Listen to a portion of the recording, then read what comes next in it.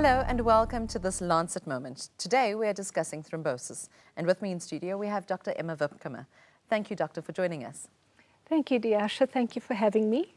If you could maybe just sum it up for me from a patient perspective, what are the things they would need to be aware of? So somebody who's not aware of their thrombosis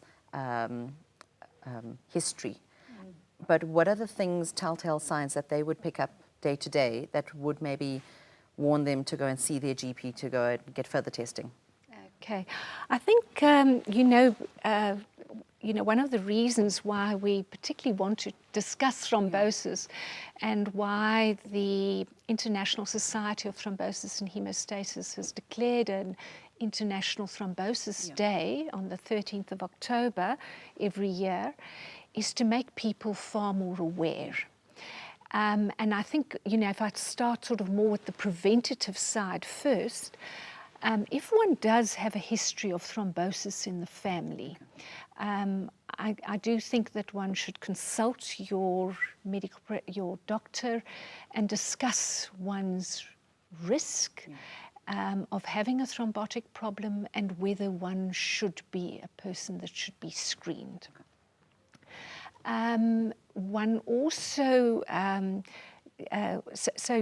this age of preventative medicine, it's so important to have regular medical checkups as one gets older, identify atrial fibrillation, irregular heartbeats, etc., that may, predispose one to thrombotic problems, pick up malignancies early, all those sort of things.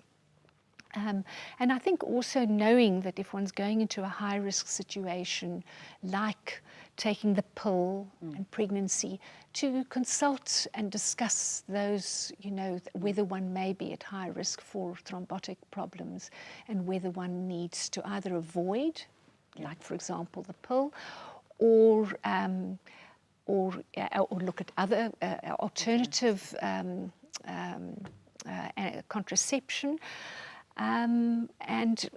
Identify if one's at high risk and whether one needs to take prophylaxis. What would tell one whether one did have a thrombotic problem? Obviously, a stroke.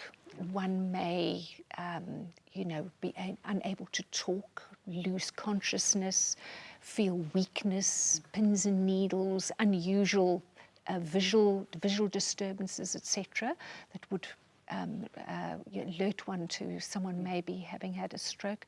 Myocardial infarct, obviously chest pain, etc. Same thing for pulmonary emboli. When one's gets pain on breathing, chest pain, etc., one would always worry about something like that. People that have also lost consciousness, important that they are investigated for a risk factor like that. Deep venous thrombosis is also very common, and if one's got pain in the leg, swelling of the leg, stiffness of the leg, any trauma to the leg that then causes swelling, etc., one may, because that may itself actually predispose one to a thrombotic problem, and that one seeks medical attention and that one then is properly treated. Because as I also said, deep venous thrombosis may lead to a pulmonary embolus, which is a very high risk factor for even death. What would be your take-home message to the people watching today? My take-home message is that we live in an era in which we can prevent so many things, and I think that's the exciting side of medicine, is that we can now start identifying risk factors for people before they actually happen, and that people can now take preventative measures and make sure that they don't have the associated problems, even though they may be at high risk. Dr. Emma, thank you so much for joining us today and sharing on this topic. If you want to know more, you can head on over to www.lancet.co.za.